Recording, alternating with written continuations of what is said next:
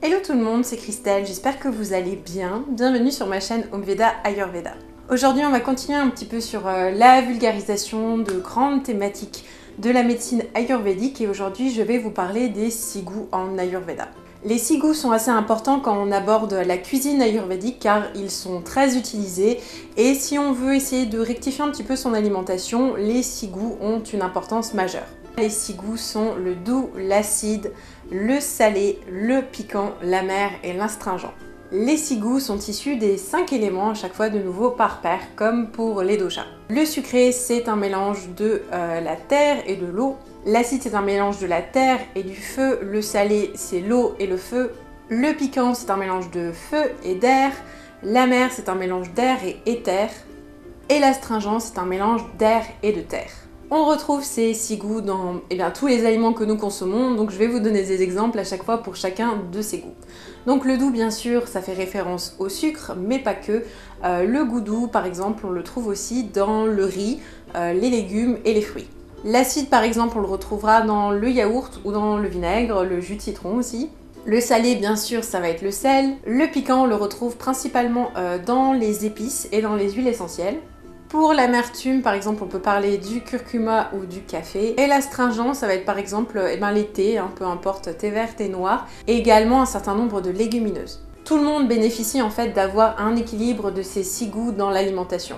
C'est pour ça qu'on trouve régulièrement des recettes ayurvédiques avec les 6 goûts, par exemple des chutneys aux 6 goûts, et c'est vrai que quand je fais des recettes ou des cours de cuisine ayurvédique, généralement je fais attention à ce que au moins plusieurs de mes recettes rassemblent effectivement les 6 goûts.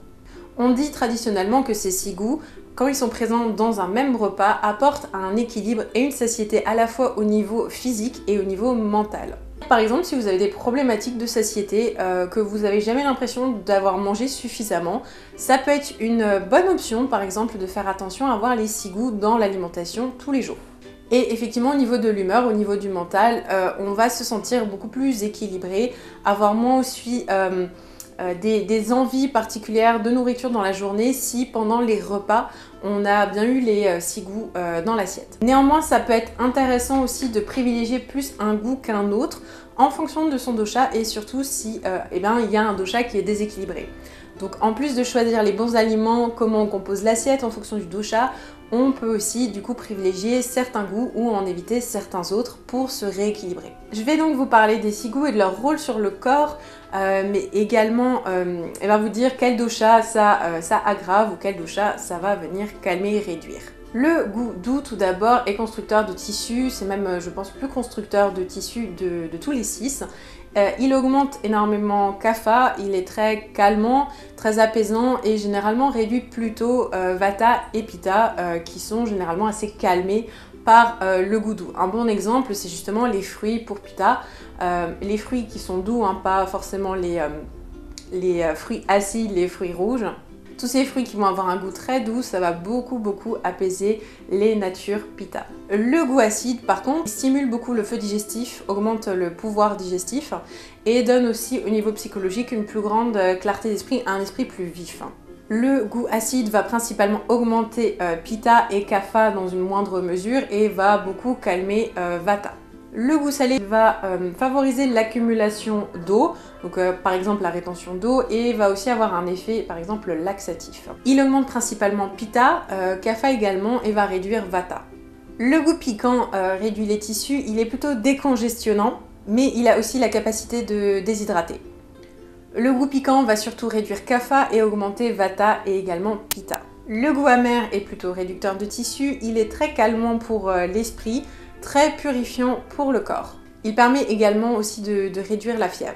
Il va significativement augmenter vata et réduire surtout pitta, mais également kapha. Le goût astringent, il est aussi calmant comme le goût amer.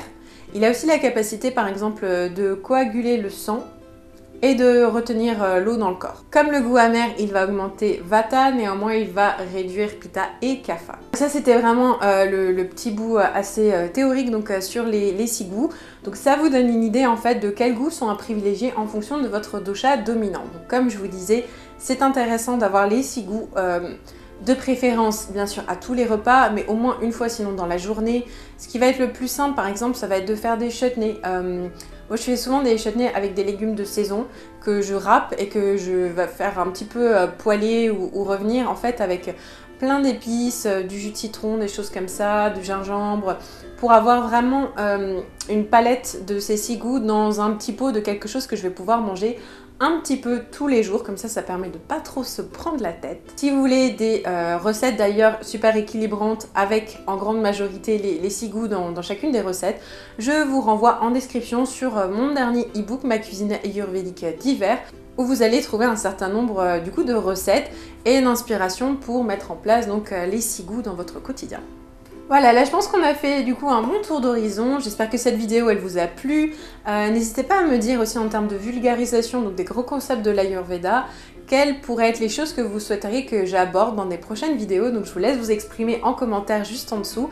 D'ailleurs si vous avez des questions, s'il y a des trucs qui n'ont pas été forcément clairs, parce que c'est pas vraiment une vision aussi très occidentale des choses, n'hésitez pas à me laisser des commentaires juste en dessous, je me ferai un plaisir d'y répondre comme toujours. Si vous avez apprécié cette vidéo, n'hésitez pas à me laisser un pouce pour me le faire savoir. Je vous invite également à vous abonner à ma chaîne Omveda Ayurveda et à activer la petite cloche des notifications pour être tenu au courant de la sortie de mes prochaines vidéos.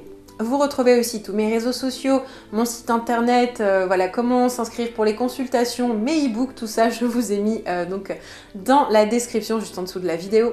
Et sur ce, je vous fais des gros bisous, je vous dis à très bientôt, prenez soin de vous.